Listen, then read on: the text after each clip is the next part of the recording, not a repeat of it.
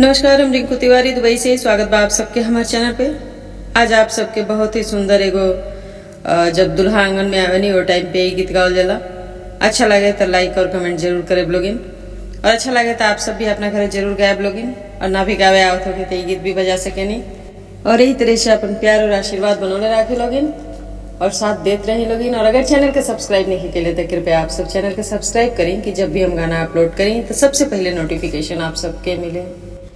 धीरे धीरे हो दुल्हा गदे गदे हमरा मड़वा में अइहा दुल्हा, लहे लहे हमरा मड़वा में अइहा दुल्हा, लहे लहे।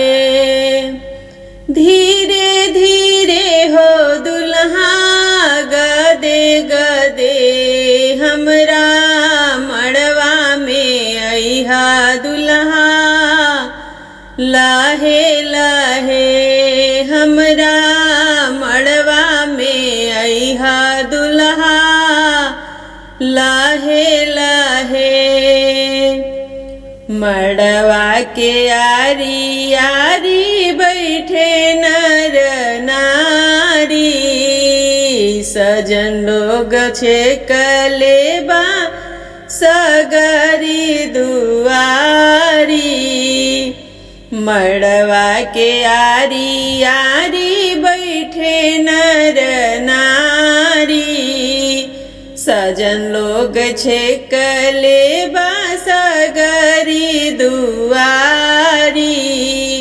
बच के समैहा दुल्हा धीरे धीरे हमरा मड़वा में अइहा दुल्हा, धीरे धीरे हमरा मड़वा में अइहा दुल्हा, धीरे धीरे। बच के समैहा दुल्हा धीरे धीरे हमरा मड़वा में अइहा दुल्हा, धीरे धीरे हमरा मड़वा में अइहा दुल्हा, धीरे धीरे। मड़वा में सखी सब दीहे तोहके गारी, लोढ़ा से परिछी हन सासू जी दुलारी।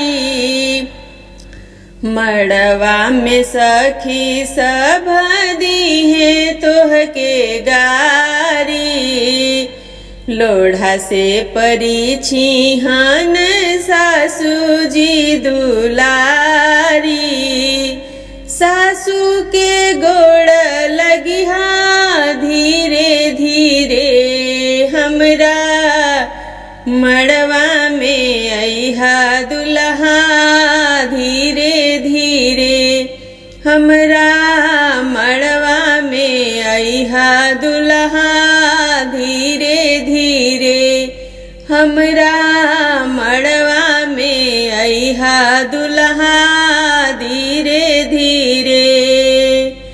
मड़वा के बाटे दुल्हा गजबे नजारा, चारों हो जड़ल बाटे चांद सितारा। मड़वा के बाटे दुल्हा गजबे नजारा, चारों ओर जड़ल बाटे चांद सितारा।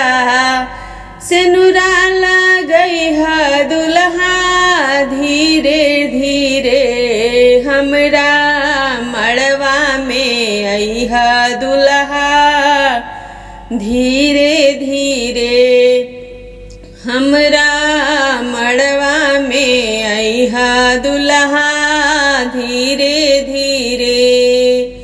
सिनुरा लगइहा दुल्हा धीरे धीरे हमरा मड़वा में अइहा दुल्हा, लाहे लाहे हमरा मड़वा में अइहा दुल्हा